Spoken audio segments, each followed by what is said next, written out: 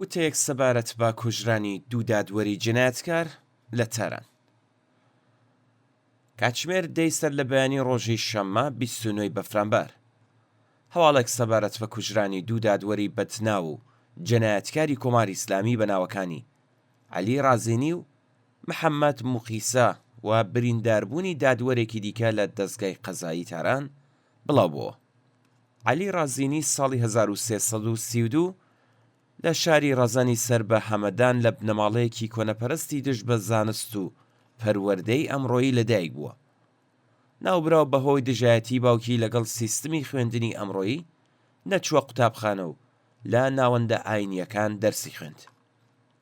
ئەو لە قوتابخانەی حەقانی پەروەردە بوو کە بەرپرسەکانی کوشتنی هەر کەسێکی دژ بە باوەڕەکەی خۆیان بە واجب دەزانی. عەلی ڕازینی بەهۆی بێبەزەییبوون بەرامبەر بە دەستبەسەرکراوان و گوێڕایەڵبوون بە فەرمانی بڕیاردەران لە وەزارەتی ئیتلاعات زۆر زوو پلەپایی بەرزی بەدەستهێنا. ئەو ساڵی 1363 لە دادستانی تاران بوو بە جێگرەوەی ئەسەدوڵڵا لاجوەردی جەلادی بەناوبانگ.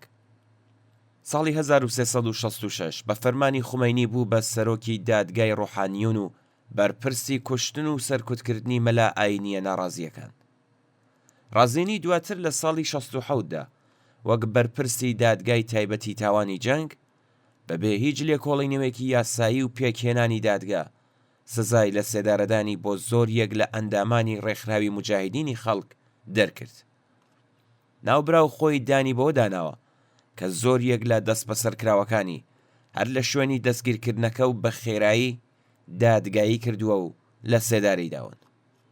قەزاوەتی ئەو لە کۆمەڵکوژی زیندانیانی سیاسی ساڵی 1367دا بە هەمان شێوە بوو.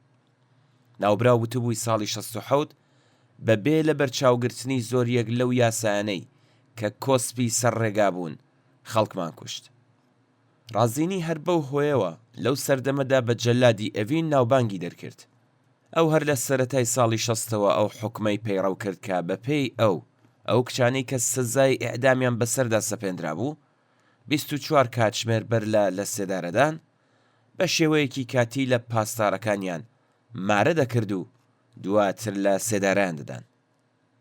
ئەو حوکمە نامرۆڤانەیە بەو خوڕافاتە پاساو دەکرا کە گۆیا ئاوا کچە لە سێدارە دراوەکە دەچێتە بەهەشت. ئەوان بەم جۆرە گەورەترین سوکایەتیان بە قوربانیە کچەکان دەکرد و ڕەنج و ئازاریان دەدان. ئەڵبەت پێگومان ئەویش هاوشێوەی دادوەری گوێ لە مستەکانی دیکە لەو سفرە پڕناز و نێعمەتە بەهرەمەند بوو کە لەلایەن بەرپرسانی کۆماری ئیسلامیەوە بۆیان ڕاخرا بوو. موحسێن نوربەخش بەرپرسی گشتی بانکی ناوەندی ساڵی 1374 لە نامەیەکدا بۆ محەممەد خاتمی سەرۆک کۆماری ئەو کات نووسی بووی کە لە کاتی لێکۆڵینەوە لە بانکی ناوەندی 4 حسابی بانکی بە ناوی عەلی ڕازینی سەرۆکی ئەو کاتی ئیدارەی دادی پارێزگای تارانی بۆ دەرکەوتووە کە هەر یەکەیان 5 ملیارد ڕیال بە نرخی دراوی ئەو کاتیان تێدا بووە. ئەمە خوندە ساڵی 1377 لەلایەن گروپی چەکداری ئیسلامی مەهدەویەتەوە کرای ئامانج بەڵام ڕزگاری بوو. ناوبراو بەهۆی ئەو تایبەتمەندیانەوە بە خێرایی پلەکانی پێشکەوتنی تێپەڕ کرد و کاتێک کە کوژرا دادوەری دادگای باڵا بووە. موقیسە ساڵی 1335 لە موقیسە لە نزیک شاری سەبزەوار لەدایک بوو. ساڵی 1360 بە ناوی خوازراوی ناسریان دەستی بە کاری دادوەری کرد و سەرڕای کەمی زانست و شارەزایی تەنیا بەهۆی گوێڕایەڵبوون لە بەڕێوەبردننی تاوانەکاندا زۆر بە خێرایی پلەپایی بەرزی بەدەستێنا. ناوبراو جگە لە هەڵسوڕاوانی سیاسی مەدەنی و بواری ڕاگەیاندن هەڵسوڕاوانی کرێکاری پەروەندەی 7 پەشی لە پرۆسەیەکی چەند خولەکیدا دادگایی کرد و سزای بەسەردا سەپاندن. موقیسە ساڵی 1367 جێگیری دادوەر و بۆ ماوەیەکیش سەرپەرشتیاری زیندانی گەوەردەشتی کەرەج بوو. بە وتەی شایەت حاڵەکان بە کوشتنی هەرچی زیاتری زیندانیان هەستی بە ڕەزامەندی دەکرد. شانازی بەوە دەکرد کە هەرچی زیاتر دادگایی و ئەشکەنجە بکات بکوژێت سزای درێژماوە بەسەر زیندانیاندا بسەپێنێ و بۆ خۆی جەستەی زیندانیەکان شەلاقکاری بکات. ئەو یەکێک لە بەدناوترین و جنایەتکارترین حاکم ئیتلاعاتیەکانی ڕژیم بوو. ناوبراو بە ناوی دادگایکردنی چەند خولەکی سوکایەتی بە تۆمەتباران دەکرد و ئامادە نەبوو گوێ لە بەرگریەکانیان بگرێت و سزای قورسی بەسەردا دەسەپاندن. گومان لەوەدا نییە کە سەرجەم مۆرە سەرەکیەکانی کۆماری ئیسلامی کەوتونەتە بەر نەفرەت و بێزاری توندی زۆربەی هاوڵاتیانی پێگەشتووی ئێران. لەم خۆناغەدا کە بازنەی بەرتەسکی دەسەڵات تا دێت لاوازتر دەبێت، ئاگری ڕق و تووڕەیی پنگ خواردووی ژنان و پیاوان زیاتر بڵێسە دەسێنێ.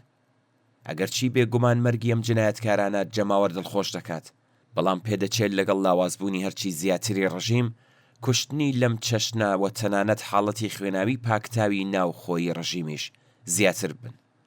بەڵام سزای ڕاستەقینەی ئەم تاوانبارانە ئەو کاتە دەبێت کە لەگەڵ ڕوخانی کۆماری ئیسلامی پەروەندەی جنایەتەکانیان لە دادگا جەماوەریەکاندا بە وردی بکەوێتە بەر لێکۆڵینەوە، ئەو نەهێنیانەی کە لەگەڵ مەرگیان بە شاراوایی دەمێننەوە ئاشکرا بکرێن و ئەوان بە چاوی خۆیان ڕسوایی و شەرمەزاری هەمیشەیی خۆیان لە بەردەم دادگای عادڵانەی جەماوەردا ببینن. سیستمی قەزایی ئەمڕۆی ئێران کە ئەو دوو تاوانبارە کوژراوە لە زمرەی کار بەدەستەکانی بوون، یەکێک لە گەندەڵترین و دژە خەڵکیترین پایەکانی دەسەڵاتی کۆماری ئیسلامی. ئەم سیستمە دادوەریە لەسەر بنەمای نامرۆڤانەترین و کۆنەپەرستانەترین یاساکانی پاشماوەی سەردەمی نەزانی لە نیمچە دوورگەی عەرەبستان و دادگا سەدە ناوەڕاستیەکانی ئوروپا بەڕێوە دەچێت. لەم سیستمە کۆنەپەرستانەدا ژنان مافی دادوەریان نییە، یاسای قەساس، تەعزیر و شەلاق و لێدان لە پێشچاوی جەماوەر لە زمرەی ئامرازەکانی ئەم دەستگا دژە خەڵکیان. لەم سیستمەدا ئەشکەنجەدانی زیندانی بە ناوی تەعزیر دەرگاکانی بە هەشپەڕووی ئەشکەنجەگەردا دەکاتەوە. دەستڕێژیکردنە سەر کچان بەر لە سێدارەدان پاداشی قیامەتە. گەندەڵی لەم سیستمە بەناو دادپەروەریە ئیسلامیەدا کە یەکێکە لە پایەکانی ئەم ڕژیمە ڕیشەی داکوتاوە. بۆگەنی گەندەڵی لەم دەسەڵاتەدا بە جۆرێک وڵاتی داگرتووە کە نەکوشتنی ڕازینی و مخیسە، بەڵکو تەنیا لافاوی شۆڕشی جەماوەر دەتوانێت بیشواتەوە.